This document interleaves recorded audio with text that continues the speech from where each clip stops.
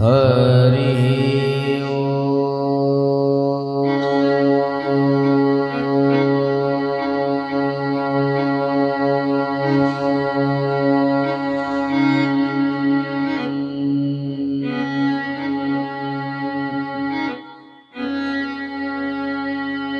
ध्येयं सदा परिभवग्नमभीष्टदोहम् तीर्थास्पदं शिवविरिञ्चिनुतं शरण्यं भृत्यार्तिहं प्रणतपालभवाब्धिपूतं वन्दे महापुरुषते चरणारविन्दं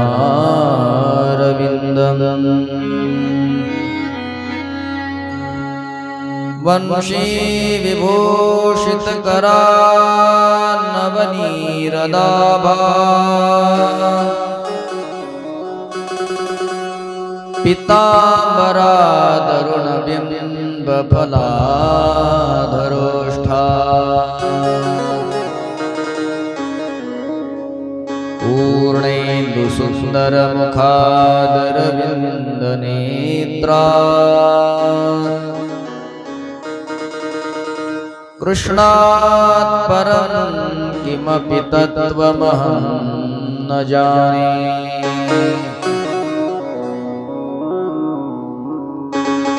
नारायणं नमस्कृत्य नरं चैव नरोत्तमम् देवीं सरस्वतीं व्यासं ततो जयमुदीरये अलङ्कापुरी रम्यसिंहासनस्थं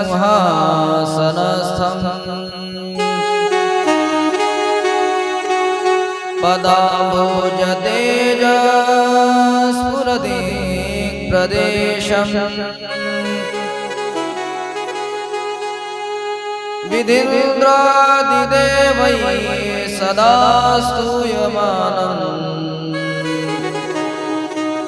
समाधिस्थमूर्तिं भजे ज्ञानदेवम् जय जय श्री राधारमण जय जय नवलकिशोर जय गोपी चित्तचोर प्रभो जय जय माखन चोर बोल वृंदावन बिहारी लाल की जय। श्रीमद्भागवत महापुराण की जय। जय श्री राधेश्याम। आपल्या मनाला आणि वाणीला पवित्र करण्याकरता काही क्षण भगवंताचं नामचिंतनाचा आश्रय घेऊया। श्री कृष्ण गोविंद हरे मुरारे हे नाथ नारायण वासुदेव। श्री कृष्ण गोविंद हरे मुरारे हे नाथ नारायण वासुदेव। श्री कृष्ण गोविंद हरे मुरारे हे नाथ नारायण वासुदेव।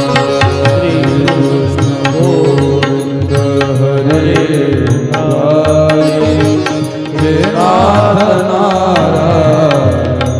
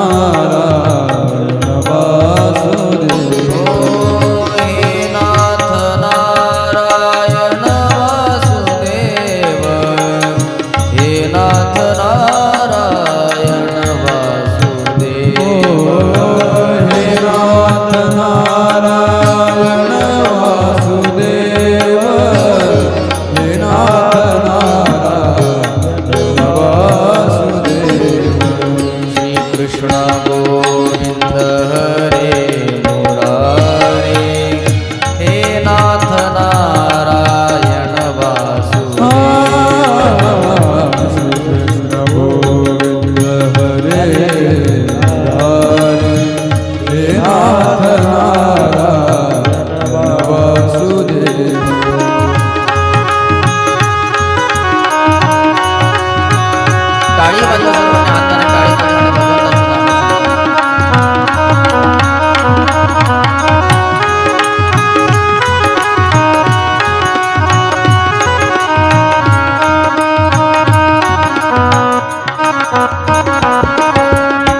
हे नाथ नारायण वासुदेव, हे नाथ नारायण वासुदेव, हे नाथ नारायण वासुदेव, हे नाथ नारायण वासुदेव, हे नाथ नारायण वासुदेव, हे नाथ नारायण वासुदेव, हे नाथ नारायण वासुदेव, हे नाथ नारायण वासुदेव.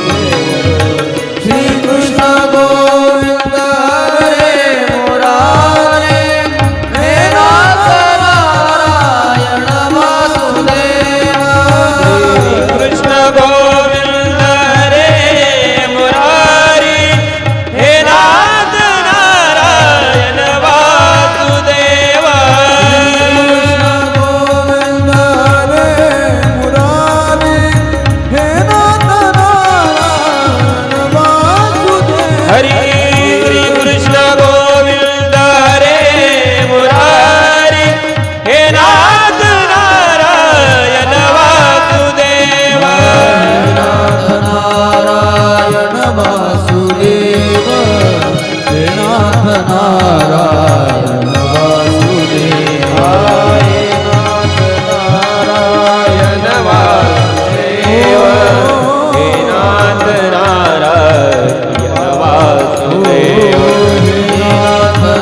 नारायण वासुदेव. हे नाथ नारायण वासुदेव, हे नाथ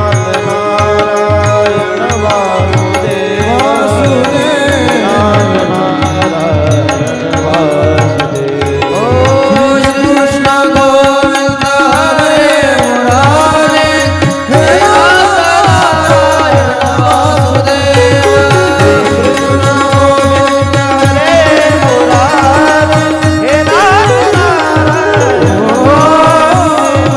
श्री कृष्ण गोविंद हरे मुरारे, हे नाथ नारायण वासुदेव, श्री कृष्ण गोविंद हरे मुरारी, हे नाथ नारायण वासुदेव. हे नाथ नारायण वासुदेव, हे नाथ नारायण वासुदेव. हे नाथ नारायण वासुदेव, हे नाथ नारायण वासुदेव. हे नाथ नारायण वासुदेव, हे नाथ नारायण वासुदेव. हे नाथ नारायण वासुदेव, हे गुरु भागवत भगवान की, कृष्ण कन्हैया लाल की जय. जय श्री राधेश.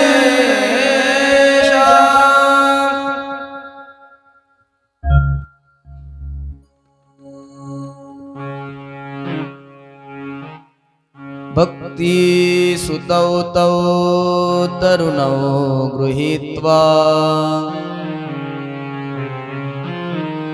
प्रेमैकरूपा सहसा विरासीत्. श्री कृष्ण गोविंद हरे मुरारे, नाथेति नामानि मुहुर्वदन्ति.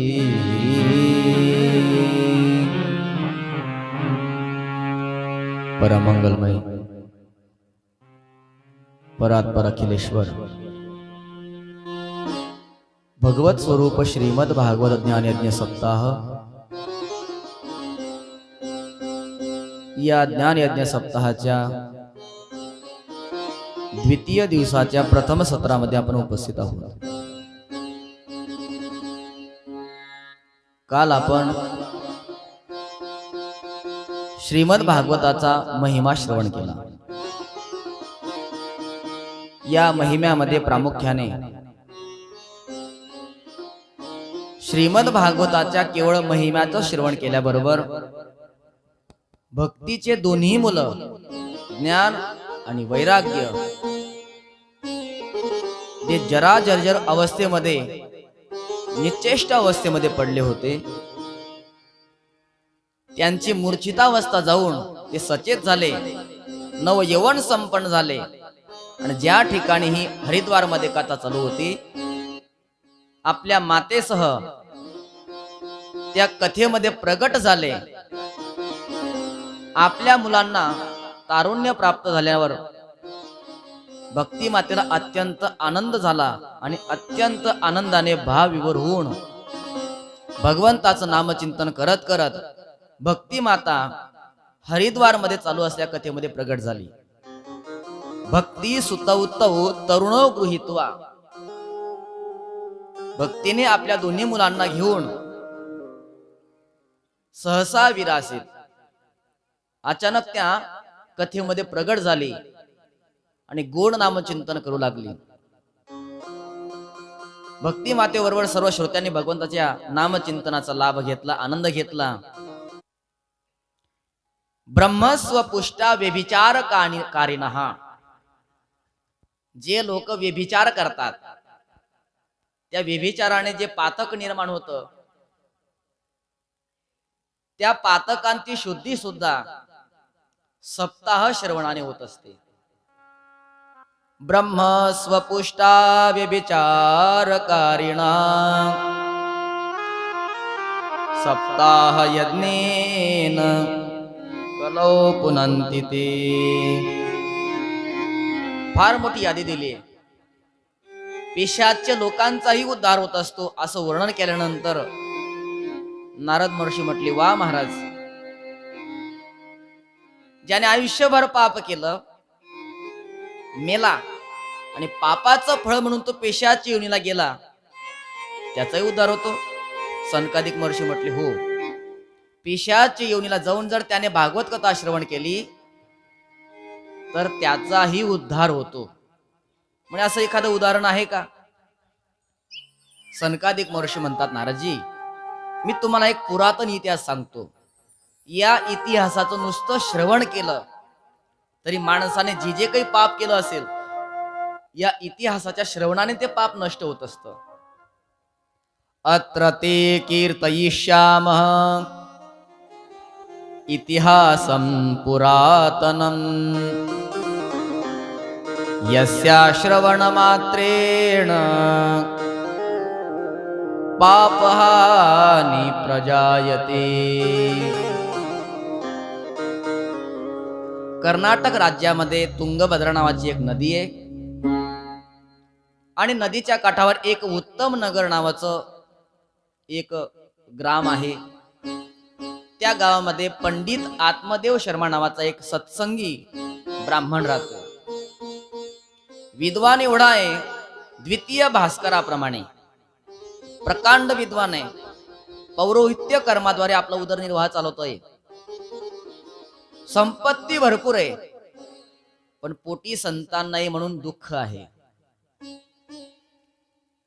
ब्राह्मण अतिशय सात्विक आहे, सज्जन आहे, पण अगदी त्याच्या विरोधात त्याची पत्नी आहे. कशी आहे तिचं स्वभावाचं वर्णन करत असताना सनकादिक महर्षी नारदजींना सांगतात, कशी आहे ती? लोकवार्ता रता क्रूरा प्रायशो बहुजल्पिका शूरा च गृहकृत्येषु कृपणा कलह प्रिया. लोकवार्ता रता, कायम बडबड करणारी, इकडची बातमी तिकडे पोहोचवते आणि तिकडची बातमी इकडे पोहोचवते. गावामध्ये काही विशिष्ट महिला अशा असतात जर आपल्याला एखादी बातमी संपूर्ण गावामध्ये सांगायची असेल तर काही विशिष्ट महिलांकडे ती बातमी पोहोचवायची. 2-3 महिला अशा असतात, त्यांच्याकडे ती बातमी गेली की पूर्ण गावामध्ये दवंडी द्यायचं काम राहत नाही, जाहिरात द्यायचं नाही, टीव्हीला ऍड द्यायची नाही. त्या महिलाच ती बातमी संपूर्ण गावभर पसरवत असतात. लोक वार्ता राहतात. तशी आत्मदेवाची पत्नी होती, तिचं नाव होतं धुंधुली. लोक वार्ता रता क्रूरा, अत्यंत क्रूर होती. प्रायशो बहुजल्पिका, खूप बडबड करणारी होती, क्रोधी होती, रागीट होती. पण घरकाम मात्र अत्यंत चोख करायची. मोठा वाडा होता त्यांचा, भरपूर काम दिवसभर असायचं, परंतु एकही नोकर तिने ठेवला नव्हता. संपूर्ण घराचं काम ती एकटी करायची. शूराचं गृहकृत्येषु. परंतु कंजूस होती. दारामध्ये आलेला जो भिकारी आहे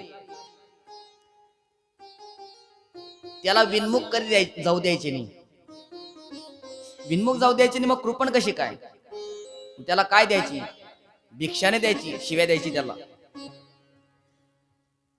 विनमुख जाऊ द्यायचे नाही. कृपणा, कलह प्रिया.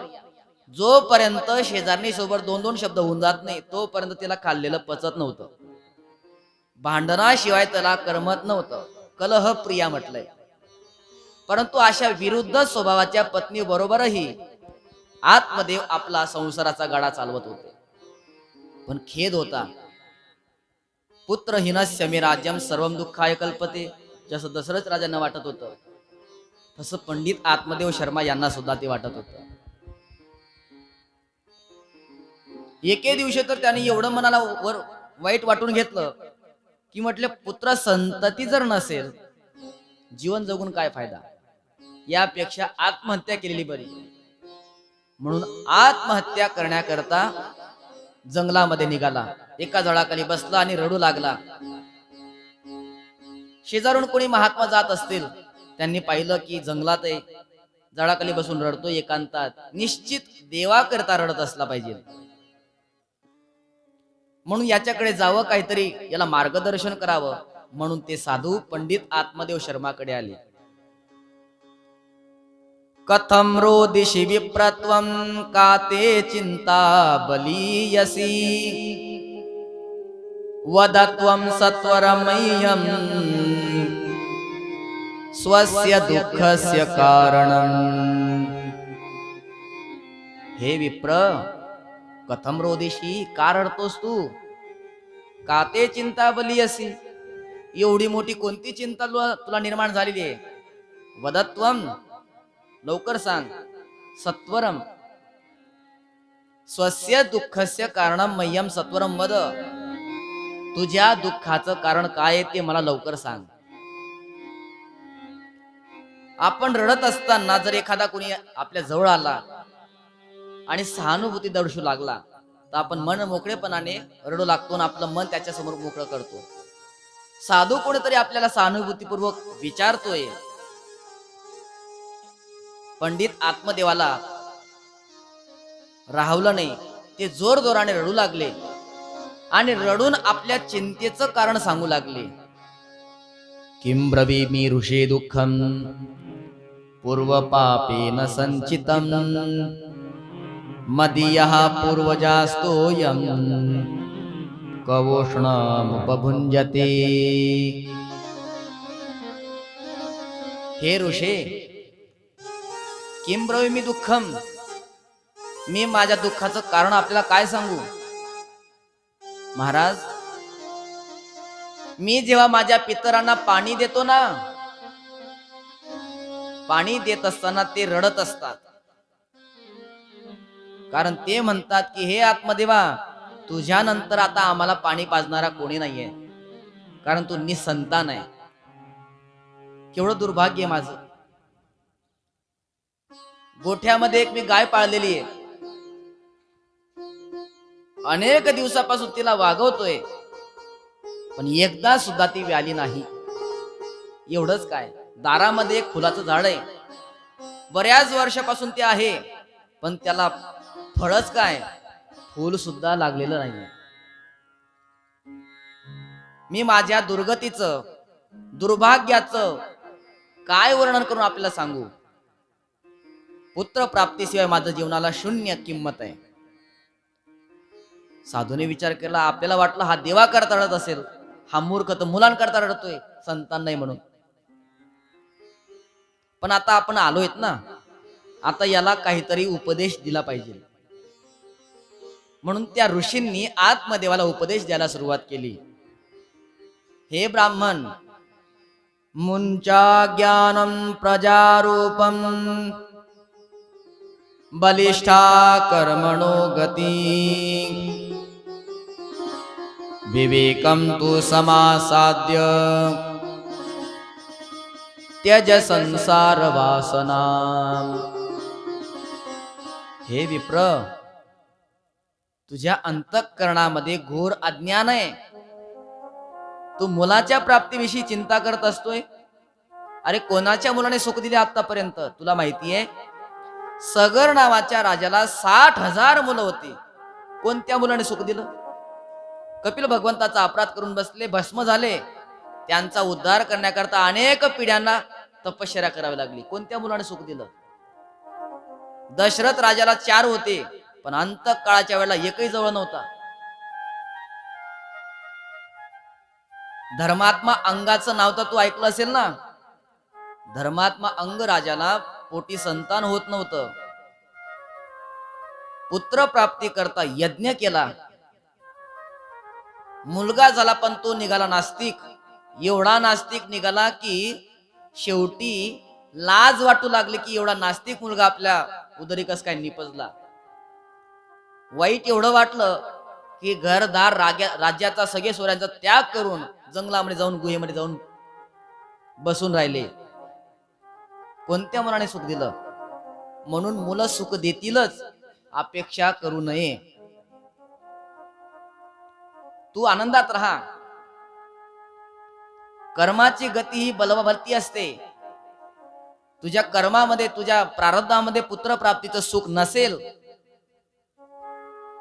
म्हणून तुला पुत्राची प्राप्ती झालेली नाही. तू चिंता करू नको, भगवंताचं नामचिंतन कर.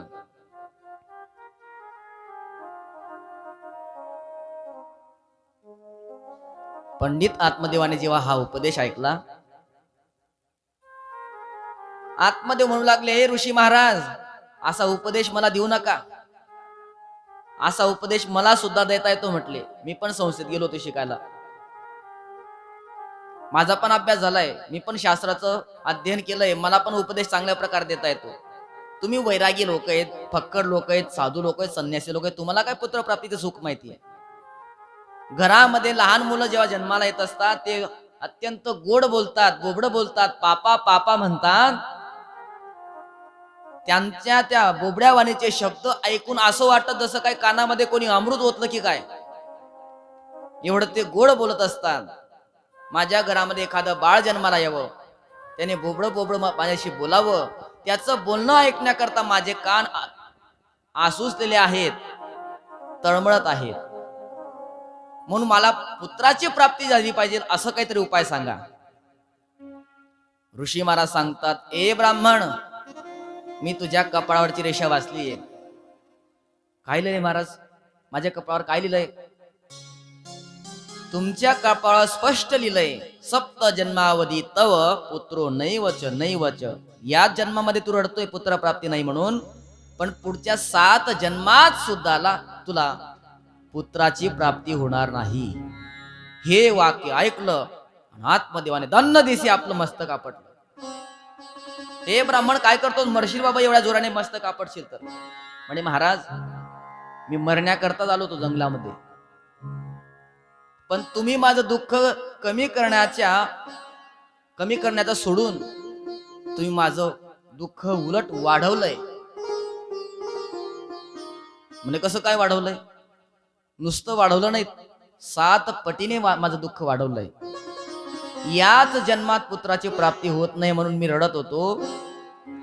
7 जन्मात पुत्राची प्राप्ती नाही हे ऐकून माझं दुःख आता 7 पटीने वाढवलंय. आता एक तर मला पुत्र द्या, नाहीतर दुसऱ्यांदा माझं मस्तक एवढ्या जोरात आदळीन मी तर मरून जाईन, पण मी ब्राह्मण आहे, तुम्हाला ब्रह्महत्या लागेल. साधू थरथरा कापू लागले. घेणं नाही देणं नाही, आपला आपल्या रस्त्याने जात होतो, हा म्हणतोय ब्रह्महत्या लागेल. मला कस काय ब्रह्महत्या लागेल? म्हणजे तुम्ही माझं पाप 7 पटीने वाढवलंय म्हणून. अरे पण तुझ्या प्रारब्धात जर पुत्र प्राप्तीचा आनंद नाहीये तर मी कुठून देऊ? म्हटले महाराज काही करा, मला संतांच्या वचनावर पूर्ण विश्वास आहे. संतांनी जर वचन दिलं तर परमात्मा विधात्याला सुद्धा त्याचा विचार करावा लागतो. विधाता सुद्धा ते संतांनी दिले वचन मोडू शकत नाही. साधूंना वाटलं की या पंडित आत्मदेवाच्या डोक्यावर सध्या पुत्र प्राप्तीचं भूत बसलेलं आहे. हे जोपर्यंत पुत्र प्राप्ती देत नाही तोपर्यंत ते काही उतरणार नाही. अंतःकरणपूर्वक भगवंताला नमस्कार केला. प्रभू, आता तुम्हीच याच्याकडून काहीतरी उपाय करून घ्या. तुम्हीच आता मला काहीतरी मार्गदर्शन करा आणि तुम्हीच आता माझी लाज राखा.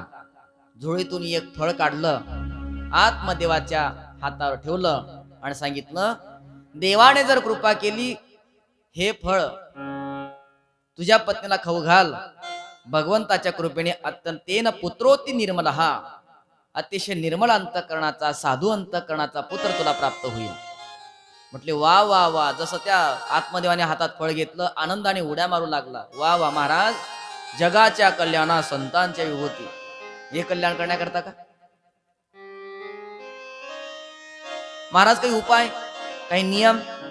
म्हटले हो नियम. हे फळ तुझ्या पत्नीला खाऊ घाल, तुझ्या समोर बसून खाऊ घाल. आणि पत्नीने फळ खाल्ल्यानंतर गोड बातमी तुझ्या घरामध्ये येईल. आणि गोड बातमी समजल्यापासून तुझ्या पत्नीला काही नियम सांगायचे. काय नियम सांगायचे? स्नान संध्या झाली सकाळी की बरोबर 7 वाजेपासून तर 10 वाजेपर्यंत टीव्ही समोर बसायचं. आणि संध्याकाळी 4 वाजेपासून तर 7 वाजेपर्यंत टीव्ही समोर बसायचं. आणि जेवढ्या काही मालिका असतात, जेवढे काही पात्र असतात, सर्व पाठ करून घ्यायची. असं सांगितलं असेल का? नाही नाही नाही. रामायण वाचायला सांगायचं, भागवत वाचायला सांगायचं, सत्कर्म करायला सांगायचं. या महाराज,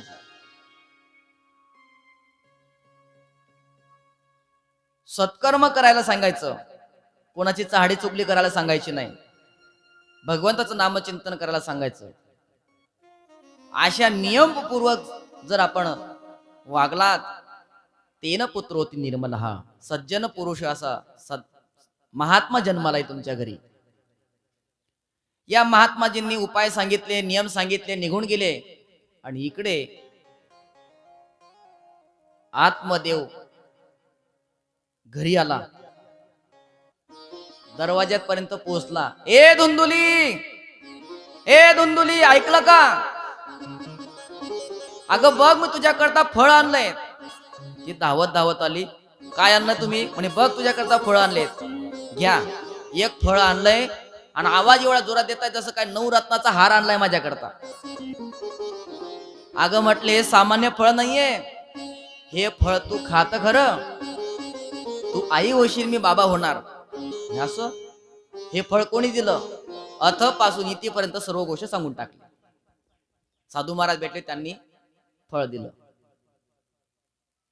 धुंदुलीच्या अंतःकरणामध्ये विकल्प निर्माण झाला. कुठून दिलं आणलं असेल फळ? कोणत्या साधूने दिलं असेल? त्याने याच्यात काही जादू टोनाटा केला नसेल ना? माझ्या अंतःकरणात काही भूत संचार तर होणार नाही ना? भूत बाधा तर होणार नाही ना? विकल्प करू लागली. म्हटले महाराज माझे स्नान झाले नाहीये, मी स्नान करणार, देवपूजा करणार आणि शुचिर्भूत अवस्थेमध्ये हे फळ खाणार. तुम्ही निश्चिंत व्हा, पण नक्की खा बर का, नक्की खा. सांगितलं, घराबाहेर निघून गेले मित्राकडे. मित्रा सांगू लागले, मित्रा बघ आता कालांतराने आमच्या घरात सुद्धा बाळाच्या रडण्याचा आवाज येईल. मला कोणी निपुत्रिक म्हणणार नाही, मला सर्व पुत्रवान म्हणतील. इकडे धुंदुलीचं स्नान झालेलं आहे, देवपूजा झाली आहे, हातात फळ घेतलं आणि विचार करू लागली, खाऊ की नको खाऊ, खाऊ की नको खाऊ.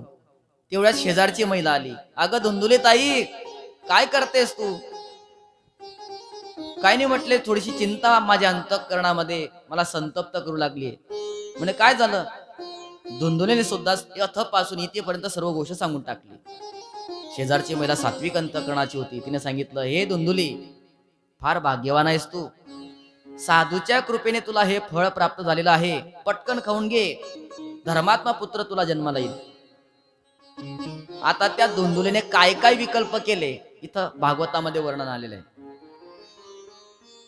धुंदुली म्हणते, ताई मी फळ खाणार, फळ खाल्ल्यानंतर माझ्या पोटामध्ये बाळ येणार, माझ्या पोटात जर बाळ आलं तर माझा आहार कमी होणार, माझा आहार कमी झाला तर मी आशक्त होणार, आणि जर मी आशक्त झाले तर संपूर्ण घरकाम जी मी एकटी करून घेते ते घरकाम कोण करणार? फलभक्षेन गर्भस्यात् गर्भेणोदर वृद्धिता स्वल्पभक्षम ततो शक्तिर् गृहकार्यम कथम भवेत्. घरकाम कसं होणार? कारण मी आशक्त होऊन जाणार ना. शेजारची महिला सांगते, चिंता करू नको, तुझी ननंद नाही का, ती तुझी ननंद जेव्हा तुझ्या मुलाला पाहण्याकरता येणार तेव्हा तुला साडी घ्यावी लागणार की नाही? म्हणे हो. मग तिला 4 महिने अगोदरच बोलून घे, चांगली राबव, तिला सर्व काम करून घे तिच्याकडून, आणि मोबदल्यामध्ये एखादी 1500ची साडी घेऊन दे. धुंदुली म्हटली, माझी ननंद, तुला माहिती नाही माझी ननंद किती महाचोट्टी येतं. ननंदा संहारेस कदा. 4 महिने जर ती माझ्या घरी आली ना, अख्खं घर साफ करून घेऊन जाईल ती तिच्या सासरी.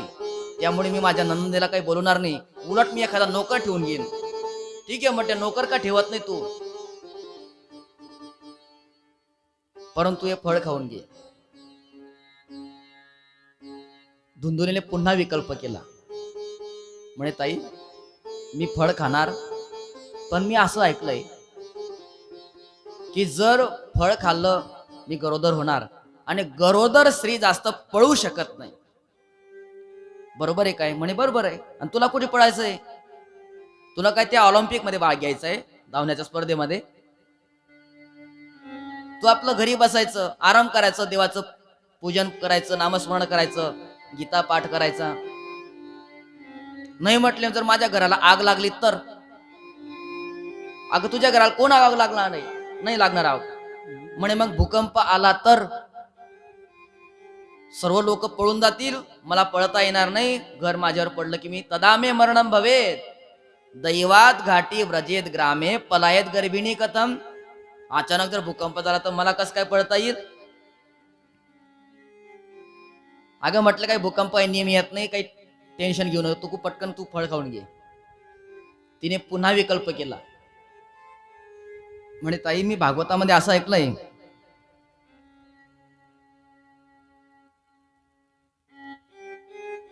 की शुकदेवजी आईच्या गर्भामध्ये 12 वर्ष होते. हे खरं आहे का? शेजारची महिला म्हटली, हा 100% खरं आहे. शुकदेवजी आईच्या गर्भामध्ये 12 वर्षापर्यंत होते. अरे देवा, जर माझा शुकदेव जर 12 वर्ष नाही 2 वर्ष जर राहिला ना, तदा मे मरणम भवेत. शुकवन निवसेत गर्भस्थम कुक्षे कथम उत्सृजेत. जर शुकदेवाप्रमाणे तो 12 वर्ष जर राहिला तर किती त्रास मला यातना सहन करावे लागतील. तिची विकल्प कशी करते ती बघा. शेजारची मला उशिराच होती. ती म्हटले चिंता करू नको, तुझा मुलगा काही शुकदेव जन्माला येणार नाहीये, तो 12 वर्ष राहिला. अगं आताची पोरं 12 वर्ष नाही, 2 वर्ष बी नाही, 9 महिने 9 दिवस सुद्धा पूर्ण करत नाही म्हटले आताची मुलं. लवकरात लवकर जग पाहण्याची त्यांना घाई असते की काय कुणास ठाऊक. लवकरात लवकर जगामध्ये येतात. त्यामुळे तू चिंता करू नको. शुकदेवाप्रमाणे 12 वर्ष 2 वर्ष राहण्याची त्याची काही शाश्वती नाही या बाबा. त्यामुळे तू चिंता करू नको. पण तिने पुन्हा विकल्प केला. 9 महिने 9 दिवसापर्यंत ओझं वागवायचं, आणि दिवस पूर्ण झाल्यानंतर जेव्हा मी प्रसूत होईल आणि प्रसूती कालामध्ये जर माझा गर्भ आडवा आला तर, हे सर्व याच्यात वर्णन आले ना. तिर्यक चेत आगतो गर्भ सदामे मरणम भवेत. जर माझा गर्भ आडवा आला तर मी मरून जाईल ना. शेजारची महिला म्हटले चिंता करू नको, आता विज्ञानाने फार साधनं काढलीत म्हटले नवीन नवीन. पूर्वी मुलं दोनच प्रकारे जन्माला यायचे, एक पायाळू नाहीतर डोकाळू.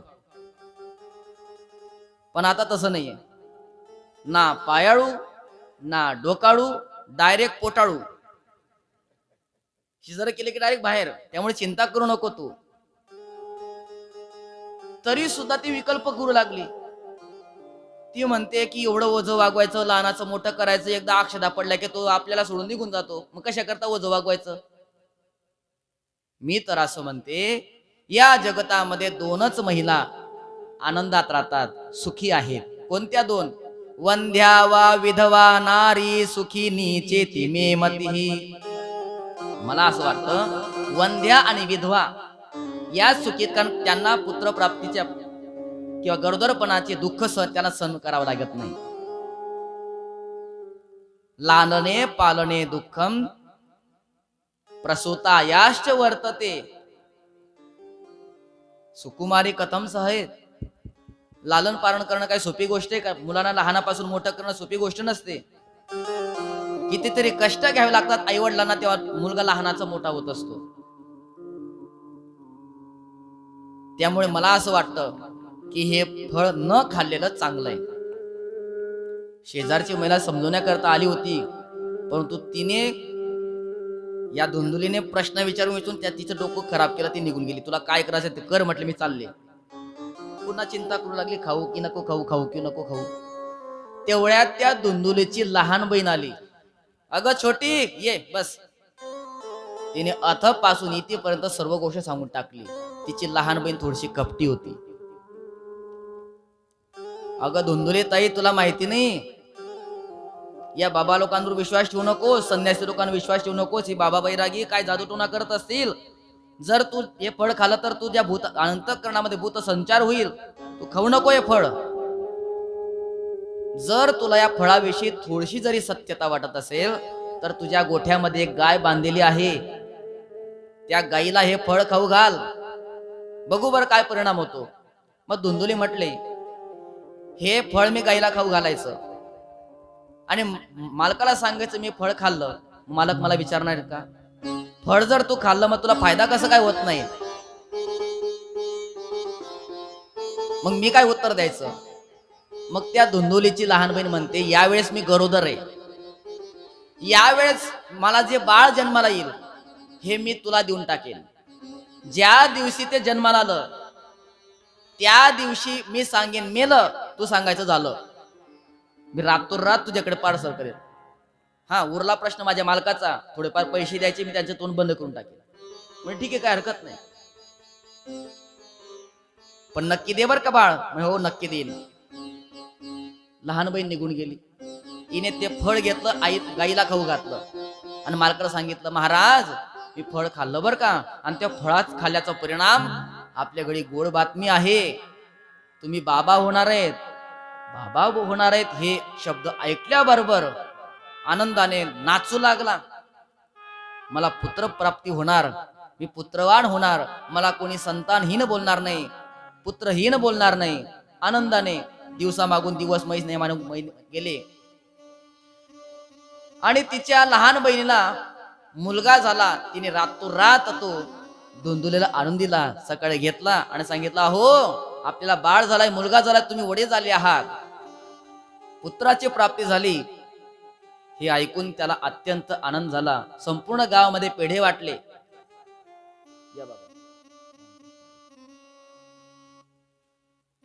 आणि संपूर्ण गावामध्ये पेढे वाटल्यानंतर नामकरण संस्कार करायचा. पण म्हटले आता गाय सुद्धा गाभण आहे, ती सुद्धा विणार आहे. आणि योगायोग बघा ना, गाय व्याली, त्या गायीने सुद्धा मुलगाच जन्माला घातला. सर्वांग सुंदरम दिव्यम निर्मलम कनकप्रभम. सोन्यासारखं पिवळं धमक त्यांचं कांती आहे. सर्वांगाने सुंदर असं बाळ जन्माला आलंय.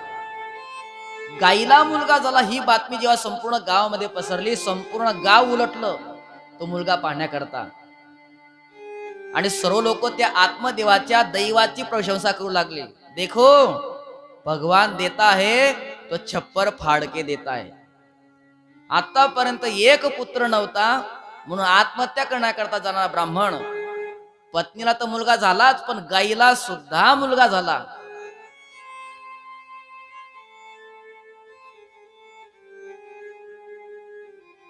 भाग्याचं वर्णन करू लागले. दोन्ही मुलांचं एकाच वेळेत नामकरण संस्कार करू म्हणून नियोजित वेळेवर कार्यक्रम ठरवला. अगोदर गाईच्या मुलाचं नामकरण संस्कार करायचं म्हटलं. गाईच्या पोटातून जो मुलगा प्रगट झाला होता, संपूर्ण शरीर माणसासारखं होतं पण कान मात्र गाईसारखे होते. म्हणून आत्मदेवाने नाव ठेवलं गोकर्ण. बोल गोकर्णजी महाराज की. आता आपल्या मुलाचं नाव काय ठेवायचं असा विचार करू लागला. तेवढ्यात धुंदुली समोर आली. म्हणे अहो 9 महिने 9 दिवस ओझं मी वागवलंय आणि नाव तुम्ही ठेवणार का? अजिबात जमणार नाही, नाव सुद्धा मीच ठेवणार म्हटली. ठीक आहे, काय हरकत नाही, तू ठेव. म्हणे माझं नाव धुंदुली तर माझ्या मुलाचं नाव धुंदुककारी. काही हरकत नाही म्हटले, धुंदुककारी तर धुंदुककारी. दोघही मुलं लहानाचे मोठे झाले. दोघांनी ख्याती प्राप्त केली. पण एक झाला विख्यात तर दुसरा झाला कुख्यात. एक झाला सुप्रसिद्ध, दुसरा झाला कुप्रसिद्ध. कियत् कालेन तौ जातौ तरुणौ तनयावुभौ. गोकर्णः पंडितो ज्ञानी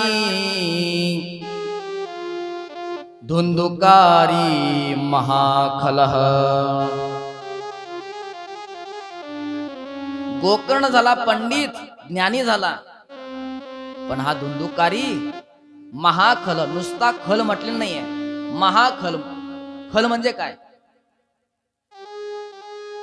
पूज्यश्री ब्रह्मलीन राजेश्वरानंद सरस्वती यांच्या मुखातून खल शब्दाची व्याख्या ऐकली होती. खल किसे कहते? ख माने खाए, ल माने लढ़े. खाना और लड़ना, बस ये दो ही काम जिसको आते उसे कहते खल. केवल खाना और लड़ना यही व्याख्या सीमित नहीं है, इससे भी आगे एक व्याख्या है. किसका खाए और किससे लड़े.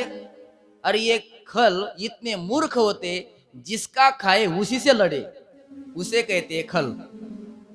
असा हा खल झाला, दुष्ट झाला. क्रोधाच्या आहारी गेला, भांडण करू लागला.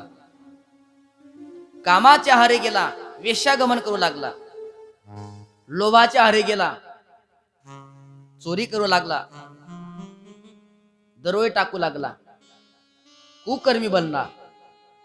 लहान मुलांना खेळण्याकरता घ्यायचा, आई मुलांचं लक्ष तोपर्यंत खेळवायचं. आई वडिलांचं दुर्लक्ष झालं की त्यांना विहिरीत टाकून द्यायचा. कोणाला 5 वर्षांतर बाळ जन्माला यायचं, कोणाला 10 वर्षांतर, कोणाला 15 वर्षानंतर. आणि हा ते झालेलं बाळ विहिरीत टाकून द्यायचा. ते आरडाओरडा करत पुन्हा आत्मदेवाकडे यायचं. दररोजची तक्रार ऐकून ऐकून ऐकून कंटाळले आत्मदेवजी. म्हटले अशा दुष्ट पुत्राचा बाप होऊन राहण्यापेक्षा मेलेलं परवडलं. म्हणून पुन्हा मरण्याकरता, आत्महत्या करण्याकरता निघाला. आधीही आत्महत्या करण्याकरता निघाला होता आणि आता सुद्धा आत्महत्या करण्याकरताच निघालाय. पण दोघांमध्ये फरक आहे. काय फरक आहे? आधी निघाला होता आत्महत्या करण्याकरता मला मुलगा का नाही म्हणून, आणि आता आत्महत्या करण्याकरता निघालाय मला असा दुष्ट मुलगा का आहे म्हणून. मग तेव्हा साधूच ऐकलं असतं तर हा धुंदुकारीची आफत आली असती का घरामध्ये? पण नाही ना. सुधारतो मनुष्य पण कधी? ठेस लागल्यानंतरच. संसार दुःख मूळ चहूकळे इंगळ हे नुसतं प्रमाण बोलून बोलून बोलून कळत नाही. पण जेव्हा संसारात पडतो आणि संसाराच्या ठेचा लागतात ना, चटके बसतात, तेव्हा कळतो अरे हो संतांनी खरं सांगितलंय. मग तेव्हा त्याला चांगला अनुभव येतो त्याला. म्हणून ते ऋषी महर्षी यांना अगोदरच कळलंय की संसार दुःखरूप आहे, म्हणून हे संसाराला शिवलेच नाही. आपल्या वडिलांची मानसिक स्थिती व्यवस्थित नाही हे पहिलं गोकर्णाने जवळ आले आणि अत्यंत मार्मिकपणे उपदेश दिला. पिताजी, का दुःख करता, का चिंता करता, का खेद करता? या जगतामध्ये जे जे तुम्हाला काही दिसतंय ना, हे सर्व दुःख रूप आहे. प्रत्येक जण अंतःकरणाने दुःखीच आहे. न चेंद्रस्य सुखम किंचित न सुखम चक्रवर्तिना सुखमस्ति विरक्तस्य मुनिरेकांत जीविनः मुनिरेकांत जीविनः. गोकर्ण आपल्या वडिलांना म्हणतात, पिताजी, न चेंद्रस्य सुखम किंचित, इंद्राला सुख नाहीये, चक्रवर्ती राजा असतात त्याला सुद्धा सुख नाहीये. या जगतामध्ये ज्याच्याकडे पाहावं तो दुःखीच आहे. कबीर महाराज म्हणतात ना, जो देखे सो दुखिया बाबा, सुखिया कोई नहीं रे. जो देखे सो दुखिया सुखिया कोई नहीं रे. जो देखे सो दुखिया बाबा, सुखिया कोई नहीं रे.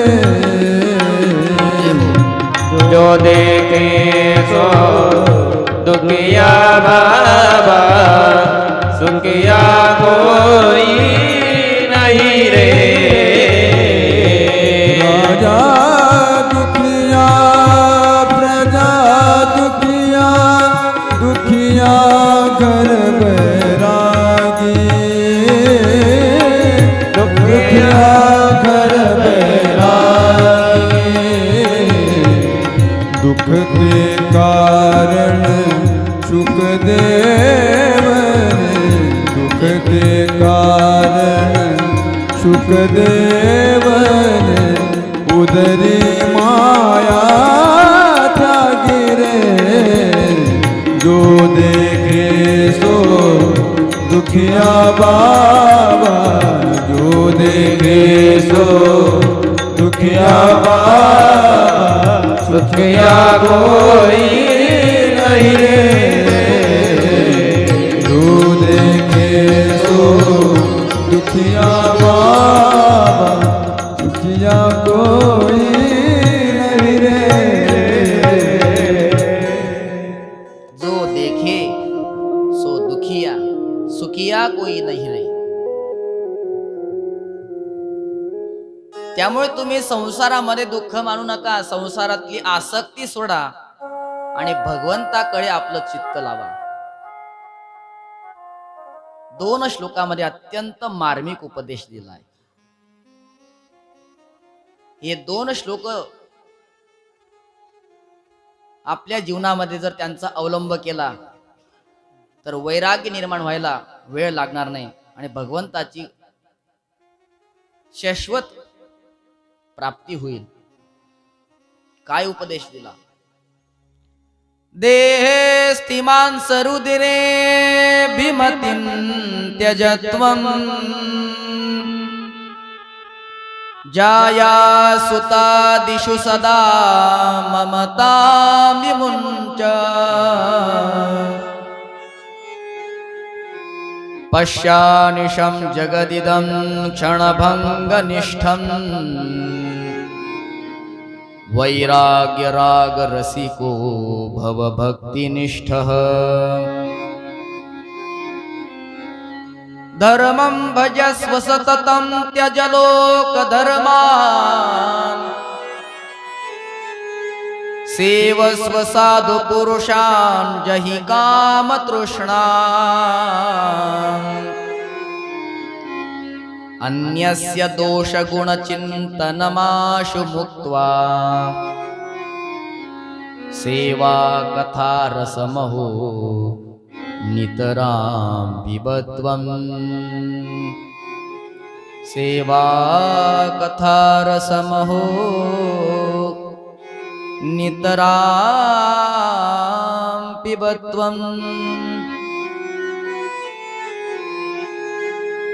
पिताजी, या जगतामध्ये माणसाला बंधनात टाकणाऱ्या दोन दोऱ्या आहेत, दोन प्रकारची आसक्ती.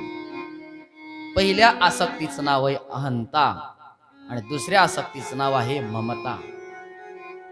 देहाविषयी अहंता आणि देह संबंधियांविषयी ममता. म्हणून तुम्ही काय करा, हे दोन्ही पाश तोडून टाका. देहे अस्ति मांस रुधिरे अभिमतीम तेजत्वम. या देहाविषयी अस्थिविषयी मांसाविषयी जी तुमची काही आसक्ती आहे ना, तेजत्वम तोडून टाका. आणि काय करा, जाया सुता दिशु सदा ममता विमुंच. जाया पत्नी, सुत पुत्र, यांच्यामध्ये जी तुमची ममता आहे ना, हे माझे आहेत. जोपर्यंत तुम्ही कमवून आणतायत ना, तोपर्यंतच वाटतं तुम्हाला तसं. हे जीव लावतात माझ्याशिवाय हे राहणारच नाही. तुम्ही जाऊन तर बघा, तुमच्यापेक्षा आनंदाने राहतील. एका म्हाताऱ्याला असंच वाटायचं. ते नेहमी म्हणायचे, मी गेलो का तुमचं कसं होईल, मी गेलो का तुमचं कसं होईल. मुलगा म्हणायचा, बाबा जाऊन तर बघा, चांगलंच होईल. तुम्ही आहेत ना, तोपर्यंत आम्हाला चटणी भाकरच खावी लागते. एकदा तुम्ही जाऊन बघा, आम्ही दररोज श्रीखंड गुलाबजाम खात जाऊ. म्हणून पिताजी, पत्नी मुलांविषयी जी तुमची आसक्ती आहे ना, बघा प्रकृतीपासून निर्माण झालेली कोणतीच वस्तू बाधक नाहीये, परंतु त्या वस्तूच्या ठिकाणी तुमची जी आसक्ती आहे ना, ती आसक्ती माणसाला घातक असते. आसक्तीमुळेच दुःख आहे. एक मनुष्य सकाळी सकाळी, हिवाळ्याचे दिवस आहेत, उन्हामध्ये बसलाय, हातामध्ये चहाचा कप आहे, दुसऱ्या हातामध्ये पेपर आहे. पेपर वाचतोय, चहाचा एक घोट घेतोय. बातमी आली, घाटामध्ये अपघात, 15 जण मृत्युमुखी. परत एक घोट घेतला. मृत्युमुखी पडलेल्या लोकांची यादी, परत एक घोट घेतला. पहिलं नाव वाचलं, दुसरं नाव वाचलं, तिसरं नाव वाचलं, परत एक घोट घेतला. चौथं नाव वाचलं, परत एक घोट घेतला. आणि 5व्या नंबरवर त्याच्या जावायचं नाव होतं. सांगा, जावायचं नाव वाचल्यानंतर पुढचा घोट घेईल का तो? जावई सुद्धा माणूसच आणि पहिले 4 नाव वाचले ते सुद्धा माणसंच आहेत की नाही. मग ते त्यांचे नाव वाचत असताना अंतःकरणात दुःख नाहीये, आणि 5वं नाव वाचल्यावर दुःख का? आसक्ती, माझे जावं येत नाही ते. ममता माणसाला घातक असते. अहंता आणि ममता या माणसाला बंधनात टाकणाऱ्या दोन दोऱ्या आहेत, दोन पाश आहेत. पिताजी, यांना टाकून द्या तुम्ही. पश्यानिशम जगदिदम क्षणभंगनिष्ठम. हे संपूर्ण जगत आहे ना, हे क्षणभंगूर आहे. प्रत्येक क्षणाला हे नष्ट होत चालतंय. वर्षाला, महिन्याला नाही, प्रत्येक क्षणाला हे बदलत चालतंय. परिवर्तन ही संसार का नियम आहे. त्यामुळे स्वीकार केलं पाहिजे आपण. जी सत्ता आज आपल्या हातात आहे, उद्या कोणाकडे तरी जाणारच आहे. कारण ती परवा कोणाकडे होती ती आपल्याकडे आली ना. ज्याप्रमाणे आपल्याकडे येत असताना आपण तिचा स्वीकार केला, तर जाताना सुद्धा आपण तिचा स्वीकार केला पाहिजे. कारण परिवर्तन संसाराचा नियम आहे. संसाराचं जे शब्द आहे ना, त्या शब्दामध्ये श्रू धातू आहे आणि त्याला सम हा उपसर्ग लागलाय. श्रू सरती, सरणे, सरकणे, हा सरकत राहतो आणि एवढ्या सहजतेने सरकतो की आपल्याला समजत सुद्धा नाही. म्हणून त्याला सम उपसर्ग लागलाय. सम सरती, सम्यक प्रकारे न सरती, चांगल्या प्रकारे असा सरकतो प्रत्येकाला माहिती असतं आपली जन्मतारीख काय, आपल्या लग्नाची तारीख काय, पहिला मुलगा कोणत्या तारखेला जन्माला आला, दुसरी मुलगी कोणत्या तारखेला जन्माला आली, आपल्याला आठवण येत असते तारखा. पण आपण कोणत्या दिवशी म्हातारा झालो, कोणत्या तारखेपासून म्हातारा व्हायला सुरुवात झाली माहितीये कोणाला तारीख? लहानाचे कधी तरुण झालो, तरुणाचे कधी प्रौढ झालो आणि प्रौढाचे कधी म्हातारपण आलं. एवढ्या सहजतेने हे घडतं की माणसाला कळत सुद्धा नाही. जेव्हा लहान मुलं बाबा आजोबा म्हणायला लागतात तेव्हा कळतं अरे आता म्हातारपण जवळ आलं काय. तरी सुद्धा काही त्यांना राग येतो बरं का महाराज, काही त्यांना राग येतो. त्यांना जर म्हटलं आजोबा का रे, आजोबा म्हणतो का मला, ए बूढ़े हट जाना इधर से. वो कहता मुझे बुढ़ा कहता है, अरे बुढ़ा होगा तेरा. म्हातारा म्हणलं त्यांना आवडत नाही काही काहींना, त्यांना असं वाटतं की मी अजून सुद्धा काय युवाच आहे, तरुण आहे. देहाविषयी अहंता आणि देह संबंधियांविषयी ममता सोडा आणि एक जगत क्षणभंगर आहे अशा प्रकारे नित्य तुम्ही पहा. वैराग्य राग रसिको भव. आतापर्यंत तुम्ही राग, राग शब्दाचा अर्थ आहे प्रीती. आतापर्यंत तुम्ही संसारावर प्रीती केली, संसारावर प्रेम केलं, पण आता जरा देवावर प्रेम करा. संसारावर प्रेम केल्यानंतर तुम्हाला कळून चुकलं की तुम्हाला काय मिळलं असं, पण आता जरा देवावर प्रेम करा, मग तुम्हाला कळेल की देव काय काय देत असतो. म्हणून वैराग्यावर प्रीती करा. वैराग्य राग रसिको भव भक्तिनिष्ठ. भक्तीवर तुमची निष्ठा ठेवा, भगवंताचं भजन करा. धर्मं भजस्व सततम त्यज लोक धर्मान. लौकिक धर्माचा त्याग करा आणि आपल्या अलौकिक धर्माचा स्वीकार करा. धर्म दोन प्रकारचे, लौकिक धर्म आणि अलौकिक धर्म. ज्या आईवडिलांच्या पोटी आपला जन्म झालाय त्यांची सेवा करणं लौकिक धर्म.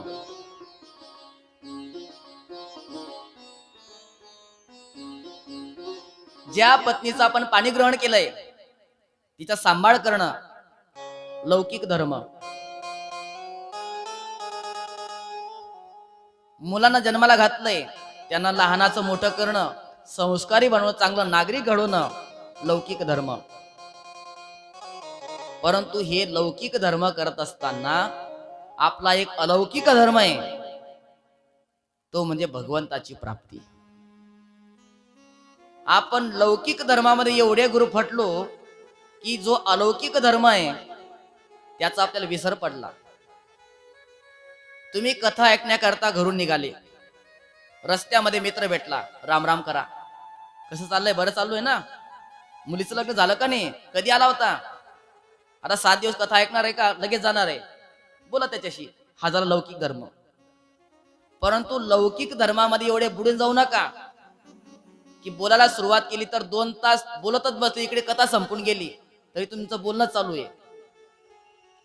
कारण तुमचं घरून कशा करता निघाले तुम्ही, तुमचा परम धर्म आहे कथा श्रवण करणं. आणि लौकिक धर्म आहे मध्ये रस्त्यात कोणी भेटत त्याला नमस्कार करा, 2 शब्द बोला तुम्ही आणि परत आपल्या कथेच्या वेळेपर्यंत श्रवणा करता या. म्हणून पिताजी लौकिक धर्माचा स्वीकार करा आणि ते आपलं कर्तव्य पार पाडत असताना अलौकिक धर्माचंही तुम्ही लक्ष ठेवा. धर्मं भजस्व सततम त्यज लोक धर्मान. सेवस्व साधू पुरुषान. तुम्ही साधू लोकांची सेवा करा. साधू लोकांच्या जर संगतीमध्ये तुम्ही गेले तर तुमचं कल्याण झाल्याशिवाय राहणार नाही.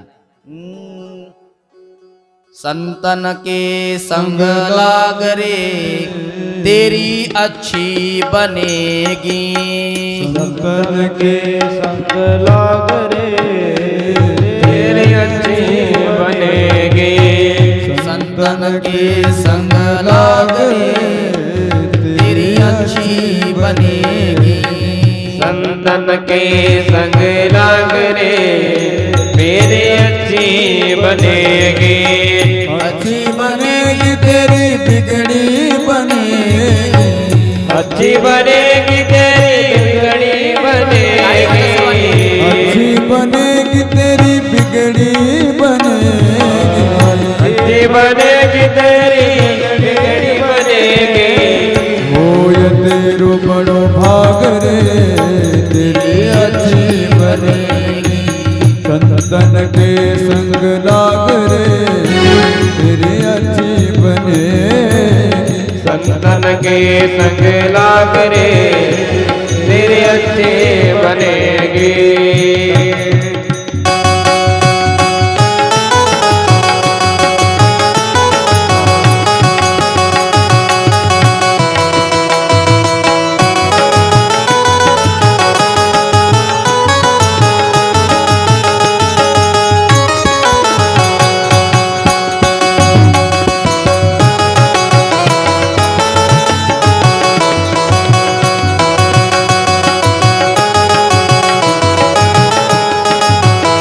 संतन संग करी पुण्य कमाए संतन संग करी पुण्य कमाई संतन संग करी पुण्य कमाए संतन संग करे पुण्य कमाई राम चरण अनुराग रे तेरी अच्छी बनेगी संतन के संग लाग रे तेरी अच्छी बनेगी संतन के संग लाग रे तेरी अच्छी बनेगी संग लाग रे तेरी अच्छी बनेगी अच्छी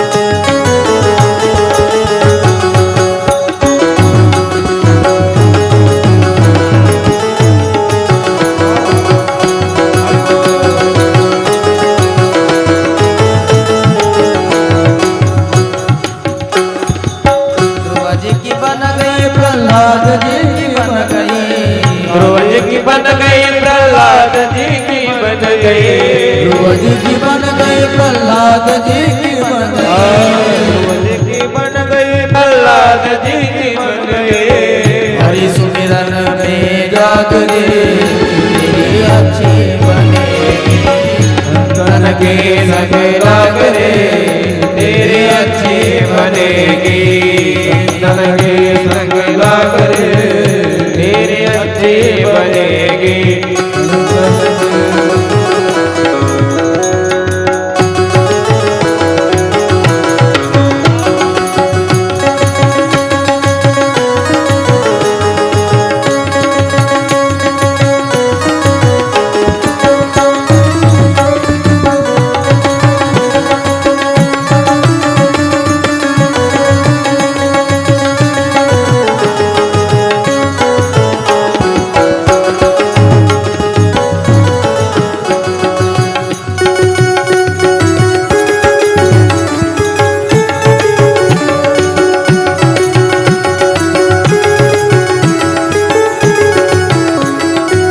कागा से तुझे हंस करेंगे कागा से कोई अंत करेगी कागा से तुझे हंस करेंगे कागा से कोई अंत करेगी मिट जाए गुड़ की दाग रे तेरी अच्छी बनेगी संतन के संग लाग रे तेरी अच्छी बनेगी संतन के संग लाग रे तेरी अच्छी बनेगी संतन के संग लाग रे तेरी अच्छी बनेगी मोहनिशा में बहुत दिन सोए मोहन चार बहुत दिन सोए मोहनिशा में बहुत दिन सोए मोहन चार दिन सोए जाग सके तो अब जाग रे तेरी अच्छी बनेगी संतन के संग लाग रे तेरी अच्छी बनेगी संग लाग रे नार तीन आशाएं सुख विद्वान आशा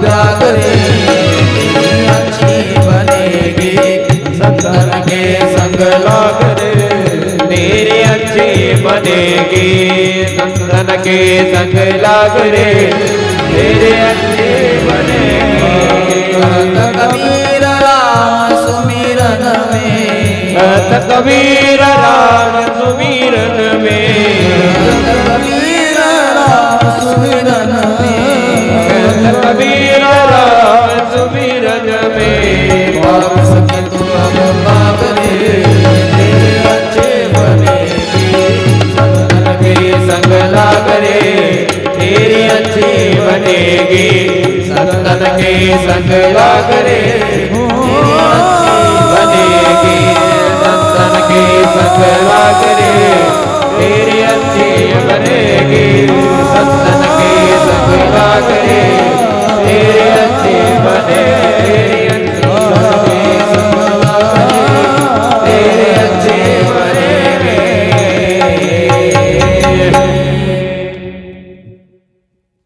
संगत संतन की करले जन्म का सार्थक कछु करले.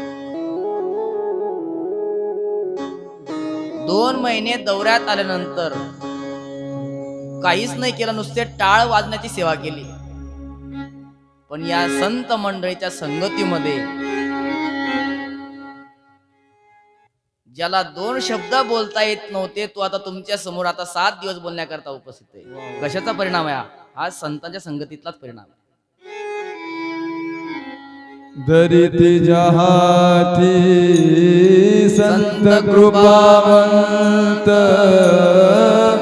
दरिती जहाती संत कृपावंत धरित्री राहती संत कृपावंत धरित्री राहती संत कृपावंत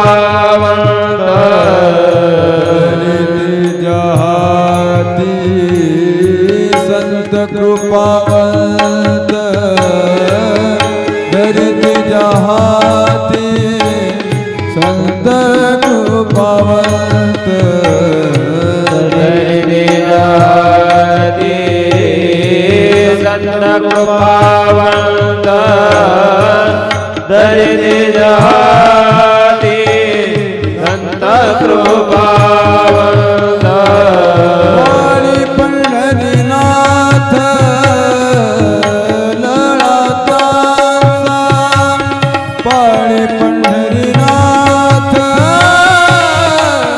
लळाताचा पाणी पंढरीनाथ लळाताचा पायी पंढरीनाथ लळाताचा वाणी पंढरीनाथ लळाताचा पाळी पंढरीनाथ लळाताचा धरिती जहाती संत कृपावंत धरिती जहाती संत कृपावंत धरित्री राहती संत कृपावंत धरित्री राहती संत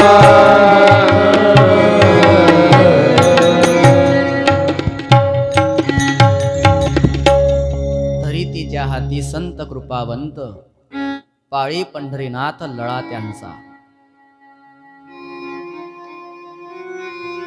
संत महात्मे ज्याचा स्वीकार करतात परमात्मा सुद्धा त्यांचा लळा पाळत असतो. म्हणून पिताजी संतांची संगती करा, सेवस्व साधू पुरुषाम जही काम तृष्णाम. तुमच्या अंतःकरणामध्ये जी कामना आहे, जी तुमची तृष्णा आहे, जही सोडून द्या, नष्ट करून टाका. कारण दुःख माणसाला या कामनेमुळे आणि तृष्णेमुळे सुद्धा होत असतं. तुम्ही एखाद्याचा बंगला पाहण्याकरता गेले, सुंदर असा बंगला बांधला होता, तो बंगला पाहिला आणि मनामध्ये कामना केली की हा आपण सुद्धा एक दिवस असाच बंगला बांधू. म्हणजे कामनेचा जो काटा होता तो तुमच्या अंतःकरणामध्ये टोचला गेला. अर्थात तो जोपर्यंत निघत नाही तोपर्यंत तो तुमच्या अंतःकरणाला दुःख देणारच म्हणजे देणार. तुम्ही चांगलं घर बांधलं आणि जो कामनारूपी काटा होता तो निघून गेला. आनंद आपल्याला चांगलं घर बांधण्याचा नाहीये, तो कामनेचा काटा निघून गेल्यामुळे आनंद आहे. जर चांगलं घर बांधण्याचा आनंद राहिला असता तर जेवढे दिवस आपण त्या घरामध्ये राहतो तेवढ्या दिवस आपण आनंदी पाहिजे होतो. महिना 2 महिना आपण नवीन घरामध्ये आनंदी असतो, पुन्हा जैसे थे. कारण तो चांगल्या घराचा आनंद नाहीये. चांगलं घर राहायला मिळावं अशी जी तुमच्या अंतःकरणात कामना होती, ती कामनारूपी काटा निघून गेला, अंतःकरण निर्मळ झालं, स्थिर झालं. जेवढे जेवढे कामनेचे काटे तुम्ही अंतःकरणामध्ये रोवणार तेवढं तेवढं तुमचं अंतःकरण दुःखी होणार. म्हणून सुखी होण्याकरता एकच, जही कामतृष्णा, कामना तृष्णा याचा त्याग करून टाका. आणि अजून महत्वाचं, अन्यस्य दोष गुण चिंतन माश मुक्त्वा. दुसऱ्याच्या दोषाचंही चिंतन करू नका आणि दुसऱ्याच्या गुणाचंही चिंतन करू नका. अहो म्हटले दोषाचं ठीक आहे, पण गुणाचं का चिंतन नाही करायचं? जर तुम्ही एखाद्याच्या दोषाचं चिंतन केलं तर त्याच्याविषयी घृणा निर्माण होईल, आणि जर गुणाचं चिंतन केलं तर त्याच्याविषयी आसक्ती निर्माण होईल, आणि जीवाविषयी आसक्ती बंधनालाच कारणीभूत ठरते. एखाद्याचा एखादा गुण तुम्हाला आवडला असेल तर श्रद्धेला पात्र, आसक्तीला पात्र तो व्यक्ती नाही, भगवंत करा. का? याला भगवंताने किती सुंदर गुण दिलाय, म्हणजे आसक्ती तुमची भगवंताकडे जाईल, त्या व्यक्तीविषयी नाही. व्यक्तीची आसक्ती बंधनात टाकणारी आहे. म्हणून कोणाच्या दोषाचंही चिंतन करू नका आणि कोणाच्या गुणाचंही चिंतन करू नका. तुकोबाराय म्हणतात ना, अनेकांचे काणी गुणदोष मनानानी. तेच या ठिकाणी गोकर्ण जे आपल्या वडिलांना सांगतायत, सेवा कथा रसमहो नितराम पिबत्वम. सतत तुम्ही सेवा करा. भज सेवा. सेवा करणंच म्हणजे काय? भक्ती आहे. आणि तो भक्ती रसाचं सतत तुम्ही पान करा. अशा प्रकारे 2 श्लोकामध्ये मार्मिक उपदेश दिला व आपल्या पुत्राच्या उपदेशाद्वारे आपलं जीवन बनवलं. जंगलामध्ये गेले आणि भागवताच्या 10व्या पाठाचं स्मरण करत करत, वाचन करत करत, 10व्या स्कंदाचं पाठ करत करत त्यांनी आपली परमगती प्राप्त करून घेतली. आत्मदेवजींनी एवं सुतोक्ति वशतोपि गृहं विहाय यातो वनं स्थिरमतिर्गत 60 वर्षः युक्तो हरेरनुदिनं परिचर्ययासौ श्रीकृष्णमापनियतं दशमस्य पाठात. श्रीमद भागवताच्या 10म स्कंदाचा पाठ करत करत परमगती त्यांना प्राप्त झाली. वडील गेल्यानंतर मग धुंदुकारीने पकडला आपल्या आईला. ए म्हातारी, लवकरात सांग, लवकर बँकेमध्ये किती पैसे, कोणत्या बँकेत किती ठेवलेत, कोणत्या बँकेत किती ठेवलेत, लवकर सांग. लवकर एटीएम कार्ड इकडे आण आणि त्याचा पिन पण लवकर सांग मला, एटीएम कार्डाचा. धुंदुले म्हटले, अरे मेल्या, वाईट व्यसनाच्या नादी लागला तू आणि घरात सर्व विकून टाकलं, घरामध्ये ठेवलं तरी काय तू? आता तुला पैसे कुठून देऊ? म्हणजे लवकर दे. अशी लात मारी ना, एका लाथेत कंबर म्हणून टाकेल. ववित्तम तिष्ठती ब्रूही. पैसे कुठे ठेवले सांग. हानिश्य लत्तयानेच नचित, नाहीतर लाथेने मारीन तुला. धुंदुलेला वाईट वाटलं. याची लात खाण्यापेक्षा मेलेलं परवडलं, म्हणून रात्री 12 वाजता उठली आणि एका विहिरीला सप्रेमेट झाली. तिने आत्महत्या केली होती. आत्मदेवाने सत्संग केला, त्याचा उद्धार झाला. परंतु ही धुंदुली कधी कथेला नाही, कधी कीर्तनाला गेली नाही. दुःखाचा प्रसंग आला आणि आत्महत्या करून घेतली. काही काही लोकांना दुःख आलं म्हणजे त्याच्यातून सुटण्याचा उपाय म्हणजे एकच, आत्महत्या. कधी कथा ऐकत नाही, कीर्तन ऐकत नाही. कथा कीर्तनामध्ये उपदेश असतो. कितीही संकट आलं, कितीही दुःख आलं, तरी सुद्धा सहन करावं, भगवंताचं नामचिंतन करावं. नामचिंतनाने मध्ये आलेलं संकट नष्ट होत असतं. काल आपला विषय झाला, नामाच्या चिंतने 12 वाटा पळती विघ्ने. सीता मातेला केवढं दुःख, पण कधी आत्महत्येचा विचार आला का? मग थोड्या थोड्या कारणावरून लोक आत्महत्या करतात. आत्महत्या केल्यानंतर दुःख कमी होत नाही, उलट लाखो पटीने ते वाढतं. अनेक जन्म त्याला पुन्हा यातना शरीरामध्ये फिरावं लागतं. यातना शरीरामध्ये पिशाच येऊन राहावं लागतं. म्हणून आत्महत्या हा त्याचा उपाय नाहीये. पण या धुंदोलीने कधी सत्संग केला नव्हता, त्यामुळे दुःख आलं आणि दुःखातून सावरली नाही, आत्महत्या करून टाकली. गोकर्णजींनी विचार केला, वडील गेले जंगलामध्ये, आई गेली विहिरीला सप्रेम भेट, आता आपला नंबर लागतो की काय? म्हणून गोकर्णजी म्हटले, धुंदुकारी दादा, मी तीर्थयात्रा करून येतो बर का? म्हणे ठीक आहे, येतो तीर्थयात्रा करून. गोकर्णजी ते निसटले, तीर्थयात्रा करण्याकरता निघाले. घरामध्ये आता एकटा धुंदुकारी, एवढा मोठा वाडा, एकटं त्याला करमेना. म्हणून 4-5 वेश्यांना सोबत ठेवू लागला. पण मग खाणार काय? चोरी करू लागला, डोळे टाकू लागला. एकदा तर त्याने एवढी मोठी चोरी केली, दरोडा टाकला, अपार धनसंपत्ती आणून वेश्यांच्या ताब्यात दिली.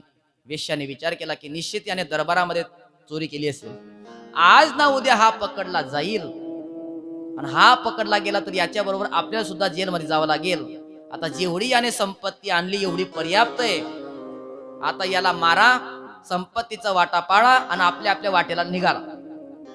म्हणून तो जेव्हा घरी आला, त्याला मदिरा पाणी करवलं, खाटेवर जो झोपला आणि गाढ झोपेमध्ये असताना त्याचे हातपाय बांधून टाकले आणि गळ्याला दोरीचा फास लावला. जोर जोराने ओढू लागले, खेचू लागले, पण मरता मरेना. शेवटी एक वेश्या गेली, चुलीत विस्तव होते, विस्तव. ते विस्तव घेतले आणि त्याच्या तोंडामध्ये कोंबले. तप्तांगार समूहाश्च तन्मुखेहि विचिक्षिपुः अग्निज्वालाति दुःखेन व्याकुलो निधनंगतः. त्या विस्तवाच्या अग्नीने, ज्वाळांनी व्याकुळ होऊन तो धुंदुकारीचा अंत झाला. परंतु पाप कर्म केल्यामुळे तो पिशाच योनीला गेला. धुंदुकारी मेला, त्याच्या धनाचे वाटणे केली आणि वेश्या आपल्या वाट्याला निघून गेल्या. आता पुढे गती काय? तिकडे गोकर्णजींना कळाला की आपल्या वडील बंधू, मोठे बंधू वारलेत. म्हणून त्यांच्या नावाने गयेमध्ये विधिवत श्राद्ध केलं. आणि विधिवत श्राद्ध केल्यानंतर मग आपल्या घरी आले. आल्यानंतर पाहतात तर सर्व घाण झाली होती घरामध्ये. बऱ्याच दिवसापासून कोणी राहत नव्हतं. थोडीशी जागा स्वच्छ केली, तिथे झोपले. बरोबर 12 वाजता मध्यरात्री अचानक वेगवेगळे आवाज येऊ लागले. उठून बसले, पाहतात तर कधी हत्ती दिसतो, कधी कुत्रा दिसतो, कधी गाढव दिसतो, कधी मनुष्य दिसतो. तो जोरजोरात रडू लागतोय. म्हणे कोणतरी भूतात्मा, प्रेतात्मा दिसतोय. तो बोलण्याचा प्रयत्न करत होता, परंतु त्याला वाचा फुटत नव्हती, सांगता येत नव्हतं. गोकर्णजीने हातात पाणी घेतलं, मंत्रोच्चार केला आणि ते अभिमंत्रित केलेलं पाणी त्याच्या अंगावर टाकल्याबरोबर त्याला वाचा फुटली. त्याच्या काहीशा पापाचं परिमार्जन झालं. तो बोलू लागला, अहम भ्राता त्वदीयोऽस्मि धुंदुकारीति नामत स्वकीयेनैव दोषेण ब्रह्मत्वं नाशितं मया. हे भ्राता, हम त्वदीयः, मी तुझा भाऊ आहे. आपल्याच केलेल्या पाप कर्मामुळे मी ब्रह्मत्व नाशलं, नाही तर ब्राह्मण घरामध्ये जन्म मिळाला होता. 4 वर्णामध्ये ब्राह्मण श्रेष्ठ काय? कारण ते ब्राह्मणाचं शरीर, त्या शरीरामध्ये जर आपण लवकर परमार्थ केला तर कमी साधनेमध्ये, कमी श्रवामध्ये लवकर भगवंताची प्राप्ती होत असते. एवढं ते उत्तम शरीर ब्राह्मणाचं, आणि असं उत्तम देह ब्राह्मणाचा प्राप्त झाला. परंतु वाईट कर्म केले, ब्राह्मणत्व नष्ट केलं आणि पेशाच्या योनीला गेलो.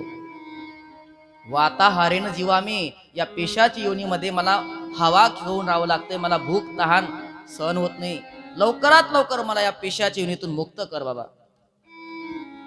गोकर्ण म्हणतात, अरे तुझ्या नावाने मी विधिवत श्राद्ध केलं होतं गयेमध्ये, मग तरी श्रद्धा तुझा उद्धार कसं काय झाला नाही? आता हे ऐकून लोकांना श्राद्धाविषयी अश्रद्धा निर्माण होईल ना. गोकर्णाने गयेमध्ये विधिवत श्राद्ध केलं, कोणाच्या नावाने? धुंदुकारीच्या नावाने. मग तरी मुक्ती का झाली नाही? किती मोठा पापी असेल, गयेमध्ये श्राद्ध झाल्यानंतर त्याला मुक्ती प्राप्त होत असते. मग गोकर्णाने मुक्ती का प्राप्त करून घेतली नाही? आपल्या धुंदुकारीला मुक्त का प्राप्त झालं नाही? तर त्याचं कारण असं, श्राद्ध करत असताना गोत्राचा उच्चार करावा लागतो, आणि गोकर्णाने उच्चार करत असताना धुंदुकार्यांच्या वडिलांचा उच्चार केला. म्हणजे कोणाचा? आत्मदेवांचा. परंतु धुंदुकारी हा आत्मदेवाचा मुलगा नव्हता,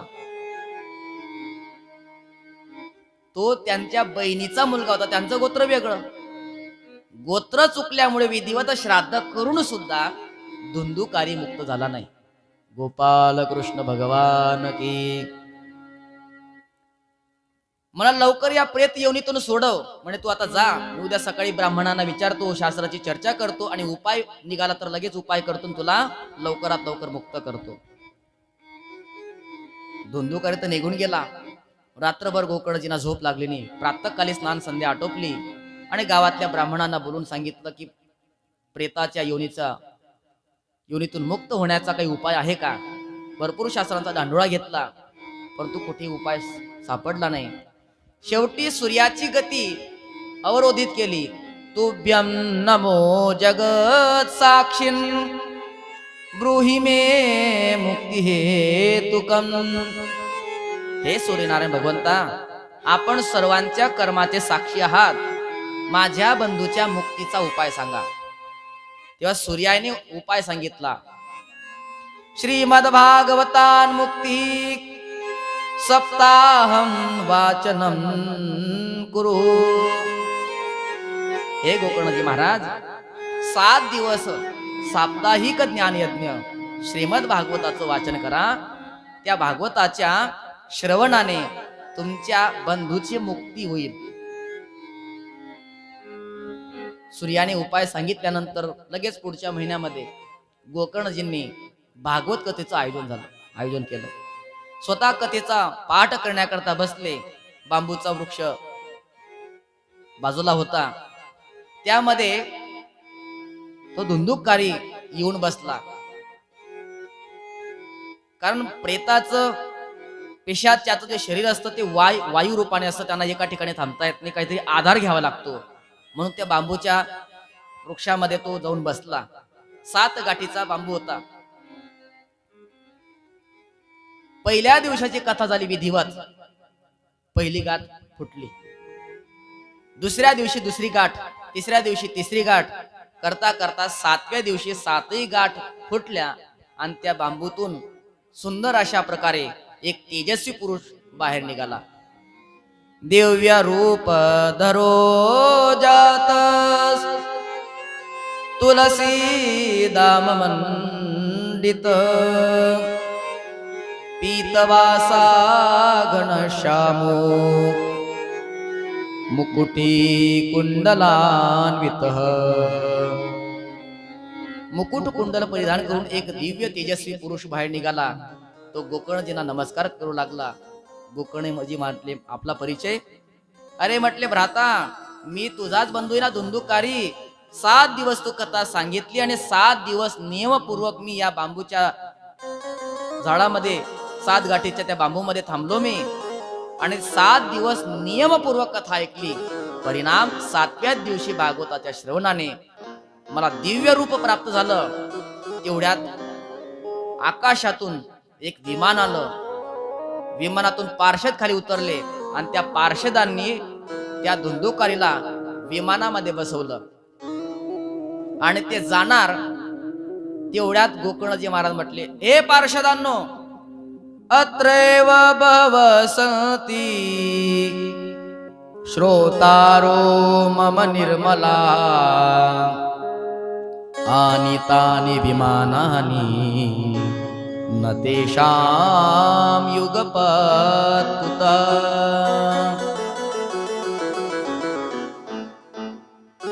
एकटे धुंदुकारी कथा श्रवण करत नव्हते. अत्रैव बहवः सन्ति, इथे अनेक श्रोते आहेत. निर्मलः मम, माझे अनेक श्रोते या ठिकाणी बसले आहेत. मग केवळ एकच विमान का आणलं तुम्ही?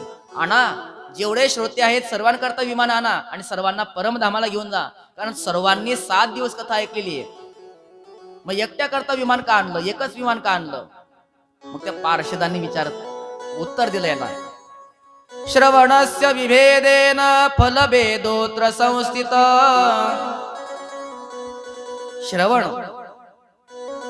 यामध्ये भेद आहे, त्यामुळे फलामध्ये सुद्धा भेद झाला. श्रवणम तु कृतम सर्वै न तथा मननम कृतम. श्रवणामध्ये काय भेद आहे? चला, आपल्या गावामध्ये दौऱ्याचा सप्ताह आहे आणि सकाळी भागवत कथा आहे. घरी बसून टीव्ही पाहण्यापेक्षा तिथे बसून भागवत कथा ऐकू. एक काय म्हणतात, घरी आपण बातम्या लावाव्यात तर मुलगा लगेच चॅनल घेतो, ते रिमोट घेतो आणि त्याचं ते कार्टून लावून देतो. त्याचं ते कार्टून पाहण्यापेक्षा इथं आपण हे कार्टून पाहू असं नाही, कथा ऐकू असं. म्हणजे टाइमपास करण्याकरता काही येतात, काही ना वेळ जात नाही म्हणून टाइमपास करावा. काही लोक म्हणतात की आपल्या गावातले लोक दुसऱ्या गावामध्ये कथा ऐकण्याकरता जातात. तिकडच्या गावातले लोक इथं आले होते, आपल्या गावातले तिकडचे जातात उसनवारी फेडण्याकरता.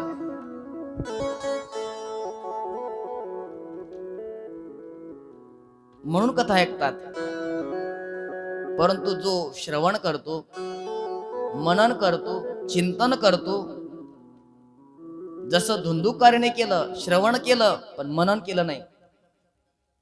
इतर श्रोत्यांनी त्यांनी श्रवणही केलं, चिंतनही केलं, मननही केलं आणि परिणाम 7च दिवसात त्यांनी मुक्ती प्राप्त करून घेतली. जे टाइमपास करण्याकरता आले होते त्यांचा 7 दिवस चांगल्या प्रकारे टाइमपास झाला. जे केवळ व्यवहार निभवण्याकरता आले होते त्यांचा व्यवहार निभवला गेला. परंतु श्रीमद भागवत कथा म्हणजे कल्पतरू आहे. कल्पतरू खाली फळे येती मागितली. तुम्ही पुत्र प्राप्तीच्या निमित्ताने कथा ऐका, पुत्र प्राप्ती होईल. धनप्राप्तीच्या अपेक्षेने कथा ऐका, धनप्राप्ती होईल.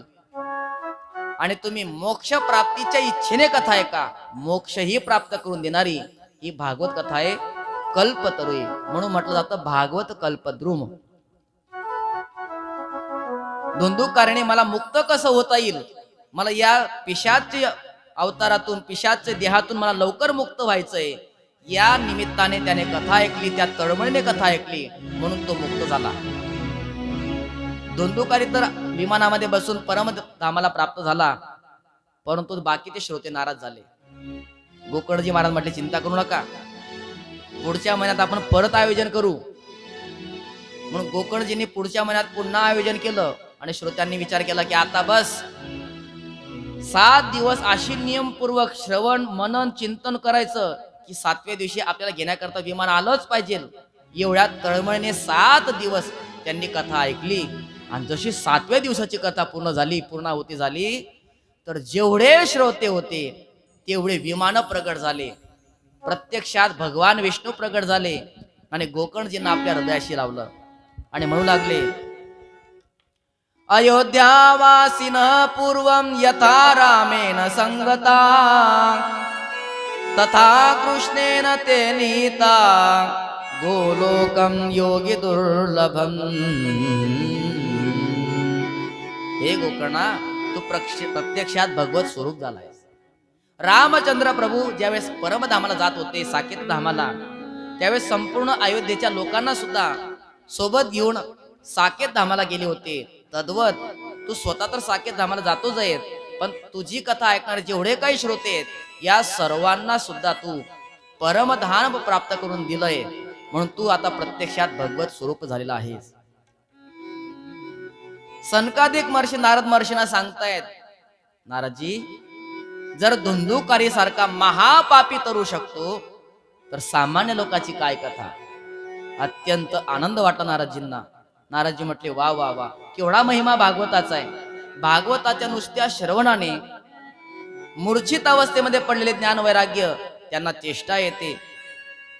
कितीही पाप केलं असेल, पिशाच योनीला गेलेला असला, पापी असेल, दुरात्मा असेल, दुराचारी असेल, व्यभिचारी असेल, अनाचारी, अत्याचारी असेल, पण त्याने जर नियमपूर्वक सप्ताह विधीने कथा श्रवण केली तर तोही पावन होतो. म्हटले, महाराज, एवढी जर पतितांना पावन करणारी ही कथा आहे तर या कथेचे नियमही काही विशिष्ट असतील ना. मग ते नियम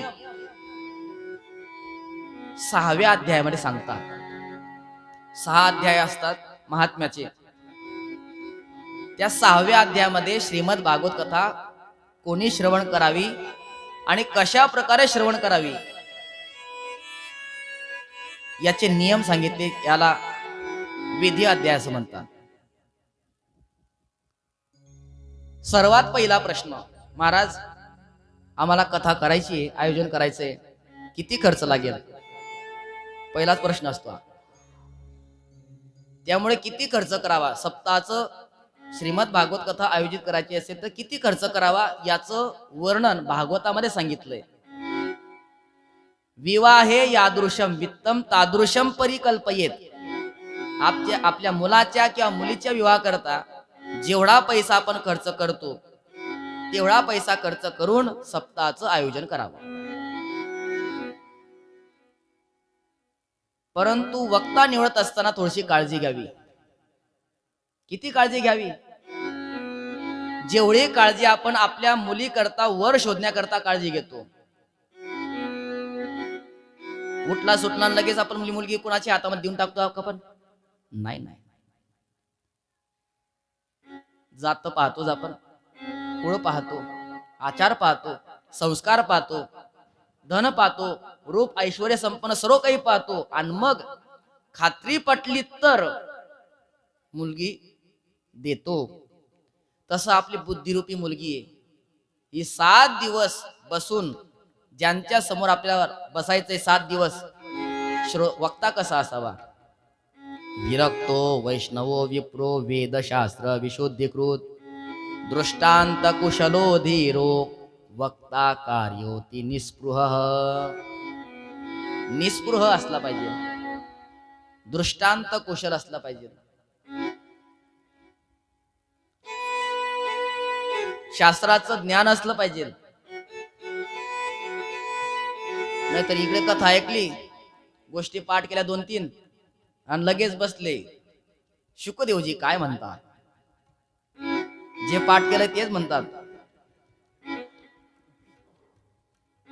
आणि अजून एक नियम सांगितलाय, तो नियम काटेकोरपणे पाळला पाहिजे. स्त्रीनाम पाखंडवादिनः त्याज्या यदि ते पंडितः. पंडित आहेत, खूप ज्ञानी आहेत, पण स्त्रैन्य स्त्रैन्य स्त्रैन्य कशाला म्हणतात? स्त्री लंपट जर असेल ना तर त्याला व्यासपीठावर कधीच बसू नये. कारण व्यासपीठावर बसल्यानंतर त्याला दोष लागेल आणि त्या दोषाचे पात्र तुम्ही व्हाल. म्हणून स्त्रैन्य पुरुष असेल तर त्याला व्यासपीठावर कधी बसू नका, आणि पाखंडी जर असेल त्याला सुद्धा तुम्ही व्यासपीठावर बसू नका. स्त्रीनाम पाखंडवादिनः त्याज्या, त्यांचा त्याग करून टाका. यदि ते पंडितः, जरी ते ज्ञानी असतील तरी सुद्धा. म्हणून वक्ता कसा असावा, जसा नियम आहे तसं श्रोत्यांना सुद्धा नियम आहे.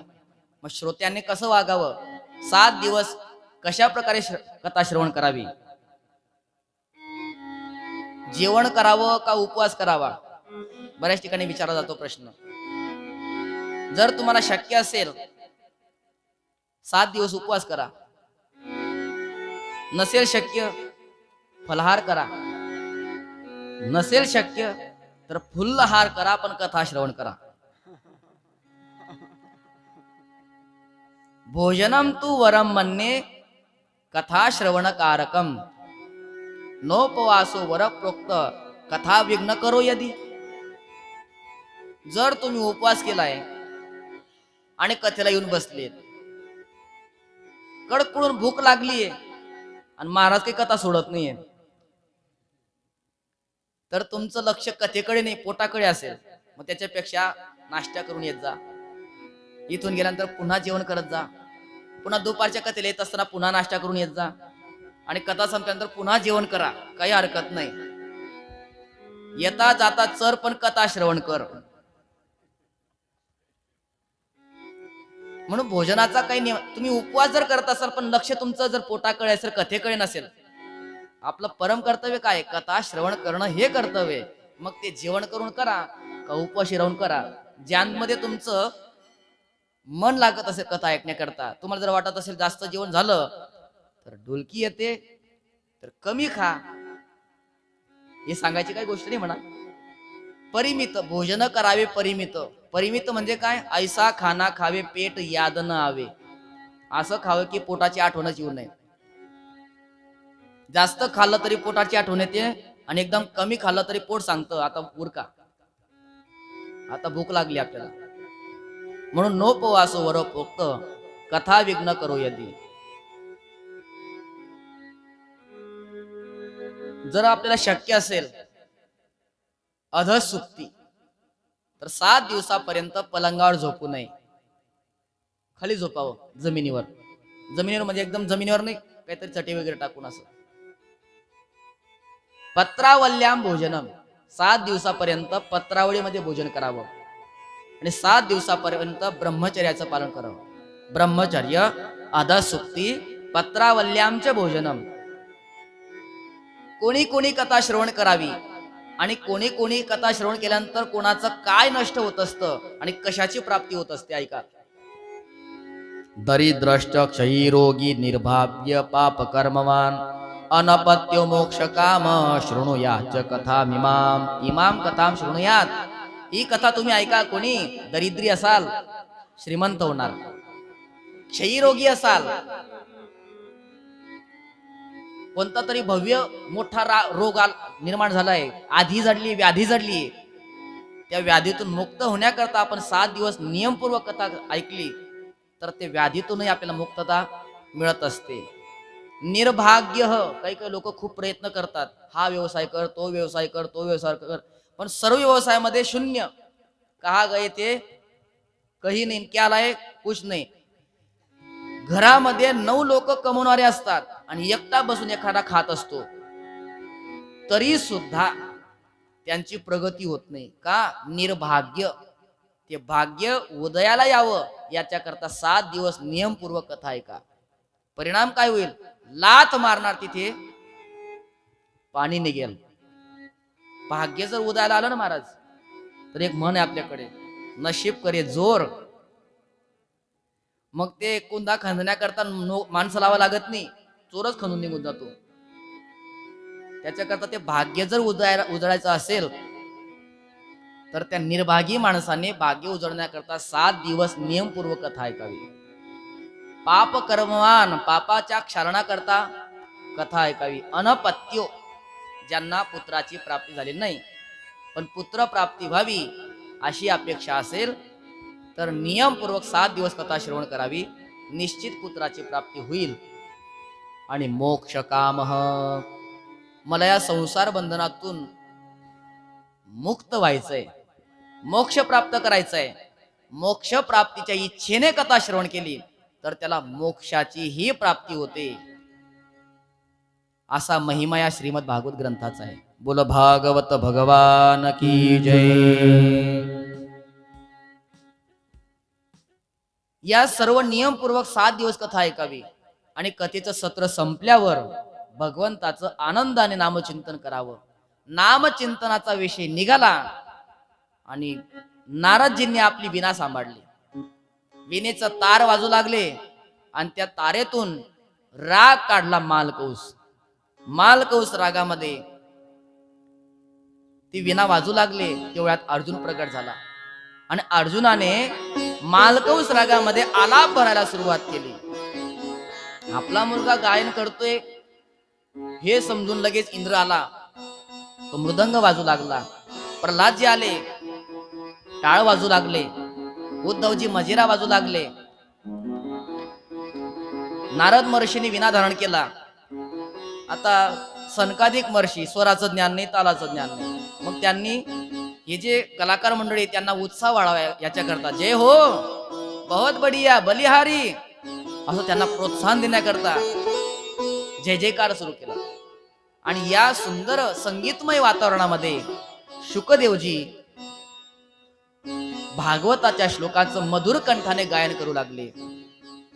प्रल्हादस्तालधारी तरल गतितया चोद्धव कांस्यधारी वीणाधारी सुरर्षि स्वर कुशलतया राग करता अर्जुनो भूत इंद्रो वादिन मृदंगम जय जय सुकरा कीर्तने ते कुमारा यत्राग्रे भावभक्ता सरसरचनया व्यासपुत्रो बभूव.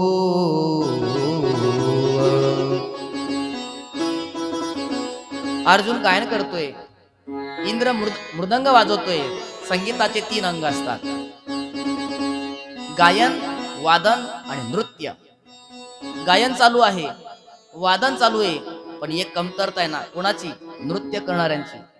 मग ती नृत्य करणाऱ्यांची कमतरता भरून काढण्याकरता भक्ती देवी प्रकट झाली आणि आपल्या 2 मुलांना घेऊन ताता थैया करत करत भक्ती मैया त्या भगवंताच्या नाम संकीर्तनामध्ये नृत्य करू लागली. ननर्तमध्ये त्रिकमेव तत्र भक्त्याधिकानां नटवत सुतेजसाम.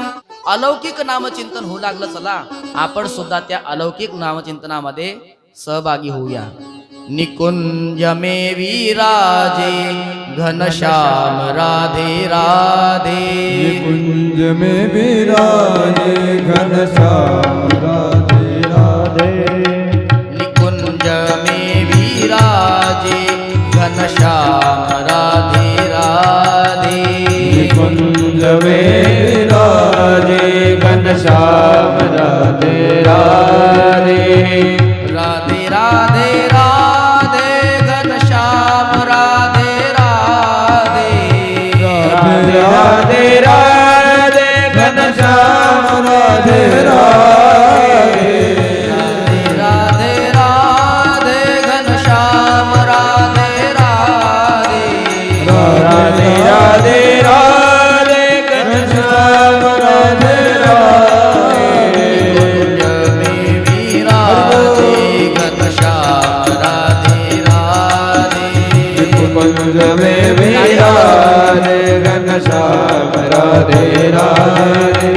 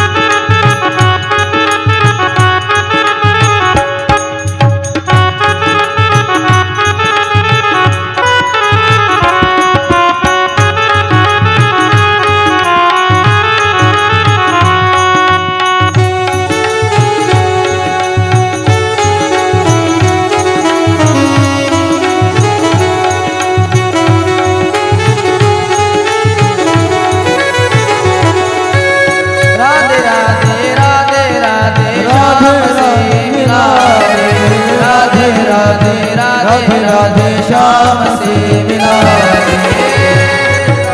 राधे राधे मिला दे राधे राधे राधे राधे राम से मिला दे राधे राधे राधे श्याम से मिला राधे राधे राधे राधे श्याम से मिला ओ राधे राधे राधे राधे श्याम से मिला दे राधे राधे राधे राधे श्याम से मिला कुंज में विराजे घनश्याम हरि बोल कुंज में विराजे घनश्याम राधे कुंज में विराजे घनश्याम राधे राधे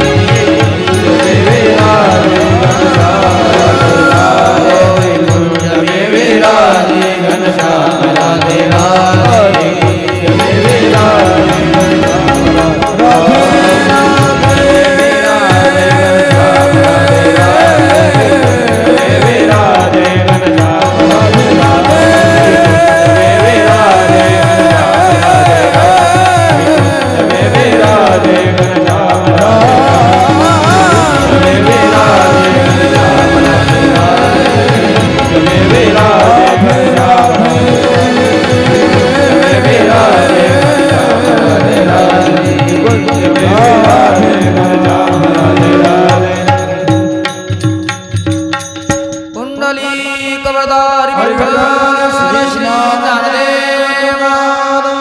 पंढरीनाथ भगवान की जय, माऊली ज्ञानेश्वर महाराज की जय, जगद्गुरु तुकाराम महाराज की जय, सद्गुरु जोग महाराज की जय, श्री गुरु नरसिंह बाबा की जय, श्री गुरु मोठे बाबा की जय, श्रीमद भागवत महापुराण की जय, कृष्ण कन्हैया